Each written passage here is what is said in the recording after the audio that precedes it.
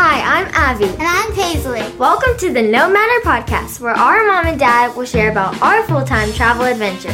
They give awesome tips about the best family vacation destinations, memory-making activities, and how to save while traveling. They also have really cool guests to answer all your family travel questions. Be sure to follow us at nohomenomatter.com. Thanks for listening. Hello, welcome to the show. This is your host, Neil Howe, and today my special guest is Karilyn Owen. Karilyn is the founder of the popular family travel blog, No Back Home. She is a writer, a photographer, and a social influencer, sharing her family's adventures at home in Southern California and around the world to inspire other families to get out and explore, even if it's just in their own city. Karilyn and her nature-obsessed 8-year-old's travels focus on outdoor adventures, exploring different cultures, and seeking out the world's beauty wherever they find themselves. Since 2000, Karilyn has traveled to 47 countries on her own and to 30 with her son. Karilyn was honored to be named Visit California's Digital Influencer of the Year for 2017. Karilyn Owen, congratulations on that, and welcome to the No Matter podcast. Thanks so much. Thanks for having me. Well, I'm so looking forward to hearing about all your adventures. You know, I've been to your profiles, and obviously Instagram is, you know, you can just see so many of these beautiful pictures that you've been able to share with the people out there. But, you know, before we get into all that, give us a little bit of your background, you know, where you've come from and what really inspired you to get out and start traveling.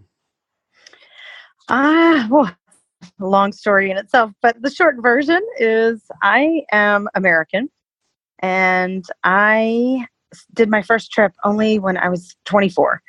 I grew up not really knowing anything about travel, and I finally somehow heard about it, decided I was going to give it a go.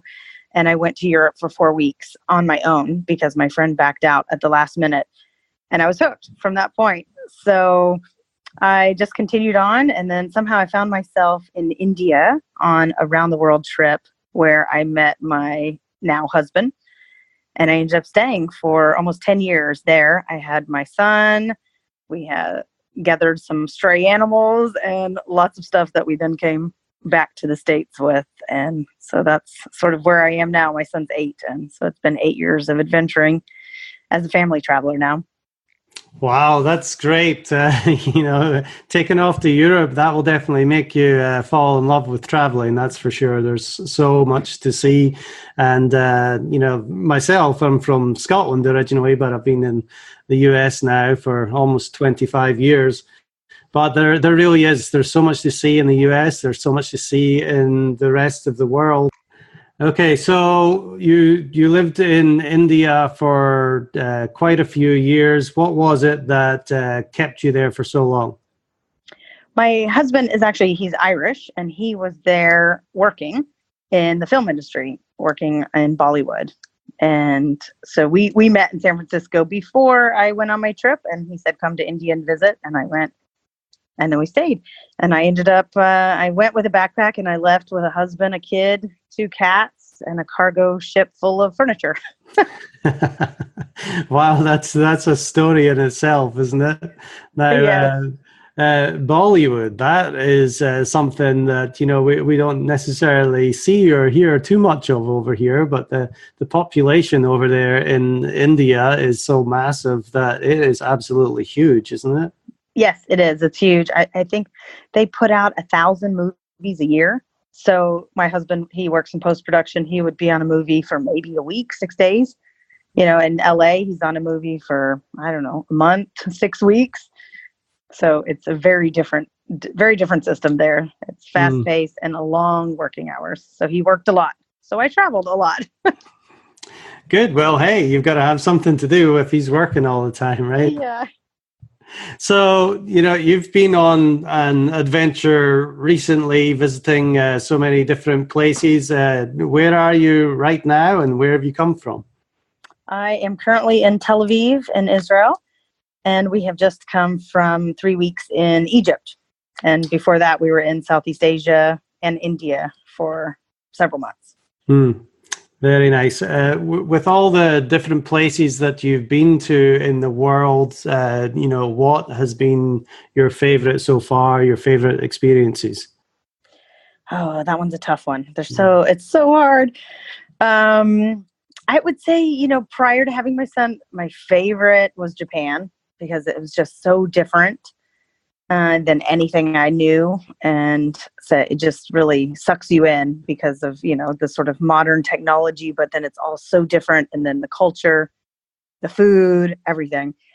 But I'd say with having my son, probably one of my favorites might be just, the sort of simple Thailand. Like, it is amazingly family friendly. It's easy to travel to, and it's offers so much for families, and it's very economical. So I think that's probably one of my favorite places right now, along with Guatemala. That's also another favorite. So many. So many favorites, right? My son's favorite, his top three are safari in South Africa, Amazon cruise, and seeing the orangutans in Borneo. Those are his top three. So, I mean, you've really been all over the world then. You said in the intro that you've been to 47, but your son also has been to 30. What a great education that must be. What have some of those lessons that you have learned while being on the road or traveling, what are some of those most important lessons that you've learned? I think for me personally is just to go with the flow.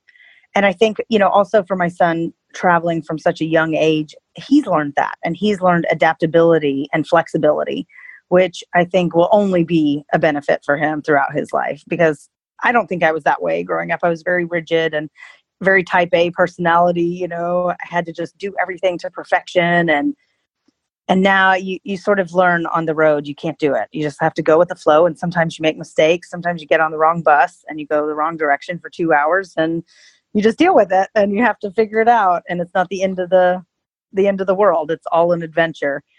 So that's probably one of the biggest things. And also I think just leaving your comfort zone.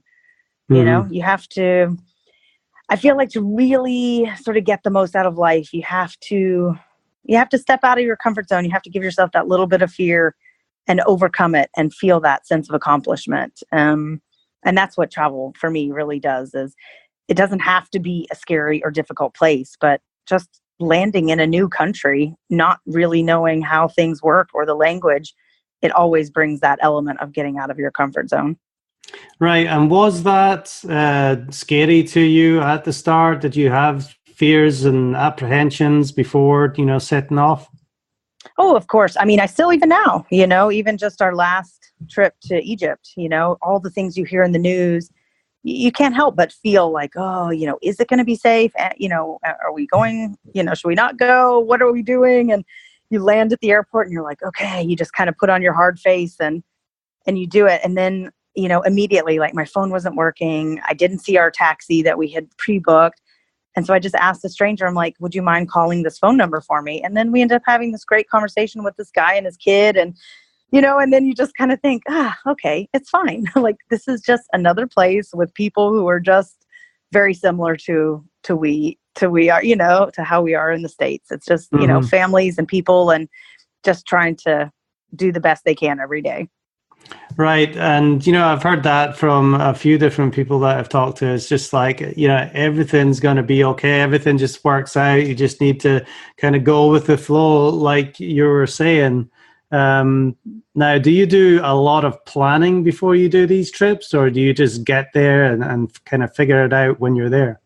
Well, in the past, when I was just taking one-off trips, I was definitely type A. I planned it. I, researched, my profession before travel blogging was as a researcher, psychology researcher. So research is in my blood. But this trip, we kind of decided to do it at the last minute. And honestly, I have usually only a day or two booked in advance. So that has been the biggest stress on this trip, is just really trying to keep up with what we're doing and trying to figure out where to go. In Egypt, at the airport, I made a last minute decision, canceled our hotel and booked a different hotel by the pyramids. So I guess that, I've really gone from one extreme to the other, that now I can travel without having everything booked. But I would say for new travelers, booking things in advance, having it planned definitely takes out so much of the stress. So Right. I think you have to probably grow into that mentality that, yes, I can adapt, I can do something, it's no big deal, rather than, panic and fear. I'm in a different country, I don't know what to do. I'm sure that is paralyzing for a lot of people. It is, yeah. In that kind of question as well, what kind of misconceptions do you feel people have about traveling to, different countries? I think, at least in the States, I feel that so much of what we see in the media is based on fear. And I feel like that's one of the biggest misconceptions, that all people hear about are the negative stories. That's all you read about in the news. That's all that you hear about when people go on vacation. Yeah, you might hear, oh, it was nice, but you're going to hear, oh, I got pickpocketed, my wallet was stolen, or whatever the bad things. And that's what sticks out in people's mind. And I just think that it's not really like that. Yes, there are places that have higher risk of pickpocketing, but really overall, you just have to be a conscious traveler. Don't flash your wallet around, keep your phone in your pocket, and you'll be fine. It really, it's any big city. I live in Los Angeles, so, I feel like any big city in the world is very comparable to that. You just have to have your common sense with you. Of course, there's opportunists everywhere, and yes. if they see something that's of value, they're going to want to take it. But when you look at the statistics and you look at the US as well, the crime rate, if that's what people are worried about, is really high here compared to so many countries in the rest of the world. Exactly. That's what I like I said, I live in Los Angeles. I think last week they said on the news that in South LA, obviously it's not where I live, but there were 26 murders in a week. That does not happen in a lot of these other countries because you can't have weapons, so freely like you do in the States. So I think that is one of the biggest things, is that people feel comfortable in the States because that's what they know, or anywhere, wherever they are. They just feel comfortable because it's what they know. And only when you go somewhere, then you realize, oh, wait, I don't have anything to fear here. They're just like I am, families going to the playground, trying to take care of their kids and living life. Right. It's such an education, and just kind of getting out into the unfamiliar is always a hard step for people when they're so used to being in their familiar surroundings of home. But you've done it for many years now. How many years have you really been traveling, and what's the plans for the future? I guess I started, my first trip was, like I said, to Europe, and that was in 2000. So yeah, it's been 19 years now of traveling. And right now we're in the middle of this trip.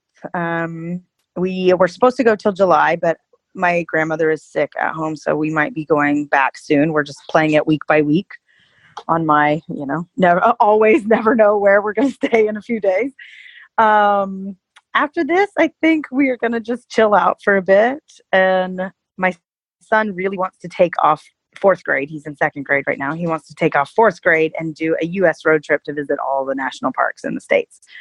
So I think that's what we will try to gear up for So talk to me about this schooling for a minute. Obviously education is very important. I think you get a massive education on the road that you wouldn't normally get from a classroom, but how do you work that out for your son?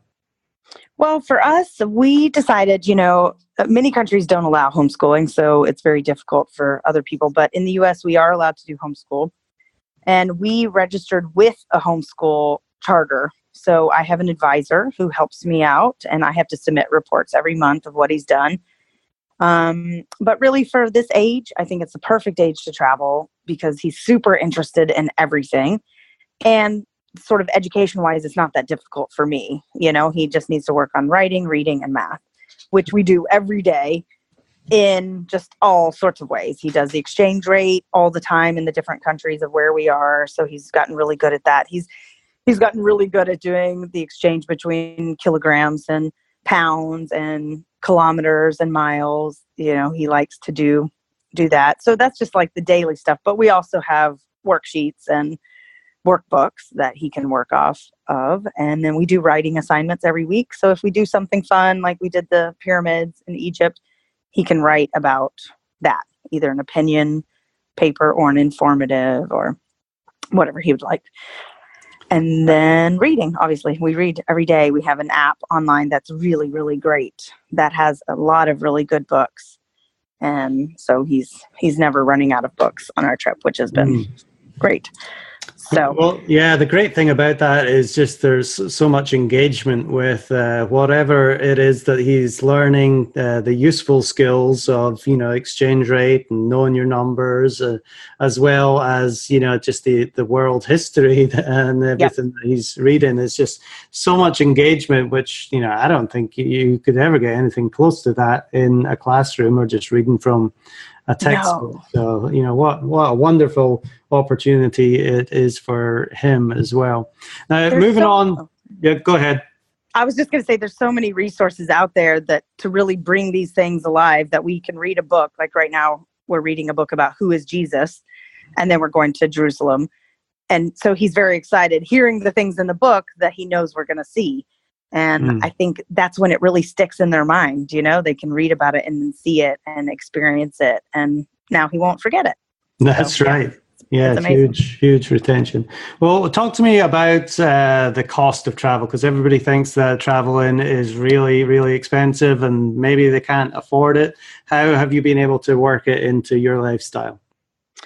Well, I would say now it's different because I am a blogger, so I sometimes work with clients or work with brands to do stuff. I'm not doing a lot on this trip, to be honest, because I just wanted to focus on having this experience with my son. But in general, we focus on, like, the biggest thing is we have a travel credit card that we earn points. I tell anybody who has any desire to travel, if you do not have a credit card that is working for you, then you are just throwing money away. So we use the Chase Sapphire Reserve card, which gives us 3 points for every $1 of travel.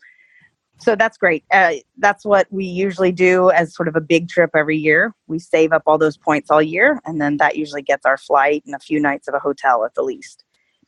Then second is just really prioritizing travel over other things. For birthdays, we, look at giving each other experiences, even if it's not a travel experience. Maybe it's horseback riding in the hills outside of LA or something like that, that gets that sort of passion for exploring and doing. And then, three for, just trying to do it budget. This trip, we are spending about $100 a day, sometimes $120 a day is our budget. It depends. In Egypt, we were not spending more than maybe $50, $60 a day. And we were staying in, pretty decent places, $30, $40 a night. But here in Israel, it's very expensive. So we are staying with a friend and spending the rest of our money on food. So you just kind of have to balance it out. There's some places that are much cheaper to travel. Other places like Europe and Western countries tend to be a lot more expensive. So there's things like home exchanges, Airbnb. Those are things that we always seek out as well.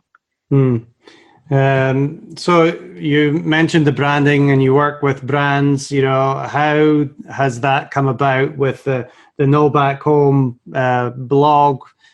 Tell me how long that really took you to get started and get to the position where you are now to work with brands. Well, I've had this blog probably for maybe 5-6 years, but I didn't really start it as anything other than a hobby until about 3 years ago, maybe 2.5 years ago.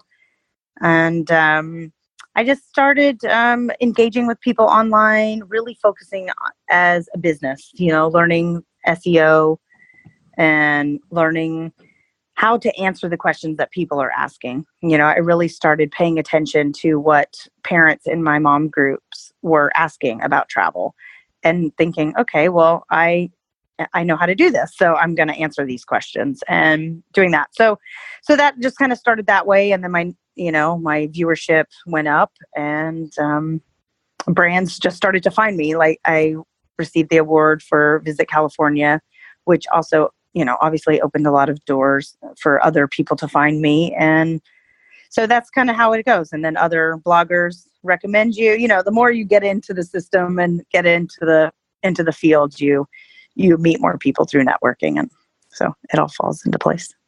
Well, it's definitely an opportunity that is out there. If people don't know about it, there's certainly a lot of people doing it now and making a lifestyle out of traveling the world and sharing their experiences. And of course, these social media platforms have made it easier for everybody to, share those kinds of experiences. And, really it's become the new TV and magazines and radio stations that people listen to these days. It really has. And even being on the road, we've met so many traveling families, and there's not just one way to do it. There's so many ways. People might save up for years to take a trip for a year with their family. Some people have jobs that they can do on the road, and so they just do it on the road, and they move very slowly. They might stay in Bangkok for a month and then the islands for a month or whatever. And so that's where I always just try to tell people there's no one way to do it. And blogging is one way, but video is another. Instagram, there's so many different avenues. Just go with what your strength is and what your interest is, really. Yeah, so many opportunities now. The world has become wide open with the internet, and so many jobs now being online. There's definitely more cause for people to travel. So with that being said, what kind of advice do you give to somebody that is about to set off on a long journey? What are those major points that they should be covering? I'd say for most people, the biggest thing would be to plan out where you want to go in the world, but build in flexibility. That's, one of the things that we've loved is that when we meet people, we can stay another week if we want, or we don't have everything booked, all the hotels, everything booked up in advance. So when we meet people, we're like, oh, you're staying at that hotel. Okay, we can stay there as well. And so it really creates the avenues to just build more relationships and be more flexible on the road with where you like to go. Sometimes maybe you're not interested in a place that you thought you would love, and then you can just skip out of town and move on to somewhere else if you don't have it all booked. So that's one piece of advice. But I'd say definitely research where you want to go, what you want to do, because there's nothing worse than leaving a town and then you meet other travelers and you're like, oh no, I didn't even know that you could do that or whatever. So those are my two. What has been your most surprising adventure? Maybe a country that you went to explore and kind of fell in love with that weren't really expecting it. I think right now on my brain it is Vietnam. I have wanted to go to Vietnam for so many years, and I always put it off. But I just kind of thought it would be more of the same of Southeast Asia. But it was so amazing. The food was amazing. The people were amazing. The hands-on, transformational, educational sort of activities for families were really phenomenal and much better than we've experienced in any other country. So right now, that's definitely one of my top favorites, and it was definitely a surprise for me in just seeing how friendly it was towards families. We also met a lot of traveling families there, which probably made it stick out in our mind as well as a fun place. Now you've been to quite a few countries of the world. Is there any particular country that you haven't been to yet that you're really dying to get to? Yes, we want to go to Madagascar and Antarctica, but Madagascar was on our plan. We were supposed to go next month, but we had to cancel it because of my grandmother's health. And so that's our top right now that we really want to get to. I think one of the things that really propels us as travelers is for me and my husband to show our son the world before things disappear. And Madagascar is high on the list of things that are disappearing. The deforestation is at a very high rate there right now. So much of the natural beauty and the biodiversity for the animals is being taken away. So that's definitely high on our list and one that we want to get to as soon as we can. And what in particular is it about Madagascar? Is it just seeing the different animals in their habitats? I think, yeah, my son is super obsessed with animals and nature, which has definitely rubbed off on me and changed the way that I travel in so many ways. And yeah, just experiencing animals in their natural world and seeing them, running through the trees and jumping through the trees, or completely ignoring us, or sometimes looking at us like we're, the zoo animals, like, what is this person? What are they doing? Why do they have this on them? And so it's a really amazing experience to be able to share this with my son. So I think just doing that, he wants to find these little bugs. He wants to see all the lemurs that he can. And, he finds it a fascinating place, which now I'm sold. So I'm ready. All right. I know the experiences that stand out in my mind with our kids as well all seem to involve animals as well. Yep. Just that kind of interaction with them really is, really brings out the characters and the memories, which is, invaluable. These are the things that they will take with them for the rest of their lives. And of course, have so many stories to tell as you do as well. Yeah. And, some people say, oh, why would you waste travel on your kids? They're not going to remember. But I will remember. And, and even if my son doesn't remember the specifics, it's in his body. His body knows it. He recognizes different cultures and he recognizes different smells, even when he doesn't particularly remember it, where it came from. So I say it is never lost on kids, no matter how young they are. Really, traveling is definitely one of the best things that you can do to educate yourself, no matter what age that you are. Exactly. Karilyn, this has been, very, very interesting. Just hearing some of the countries that have really stood out in your mind, and the trips that you and your son have been able to go on, and the things that you've been able to see. I know you document this online. What is the best way for people to connect with you and stay involved? Well, my blog for information on how to do what we do, go where we go, the things that we do, that is nobackhome.com, which came from my son when he was a baby. He used to say, "No back home, mama, no back home." So that's that. And then the biggest thing probably is Instagram. I share daily stories on our daily life and everything that we're doing and where we're going, and the good and the bad. And then I post obviously the good photos, the happy, cool, nice photos on the feed. Twitter, I am actually not No Back Home there. I am Cian Travels, which is CIAN Travels. And then Facebook, of course, which I am also under No Back Home. I share daily updates there. Excellent. Well, hopefully many people will go there and subscribe to those channels and just follow you, because some of the pictures that are on there are absolutely incredible, especially those ones just seeing the pyramids from your hotel room in your backyard is just amazing. That was my last minute decision at the airport. Yeah. I said, I want to sleep and see the pyramids. And I found this hotel that was not expensive at all. And we booked it and we went, and it was amazing. And yeah, very much worth it. So touch on, you said you show all the great stuff, all these amazing pictures, but there are also times that can be a little bit difficult. Touch on that for a minute. Yes, for sure.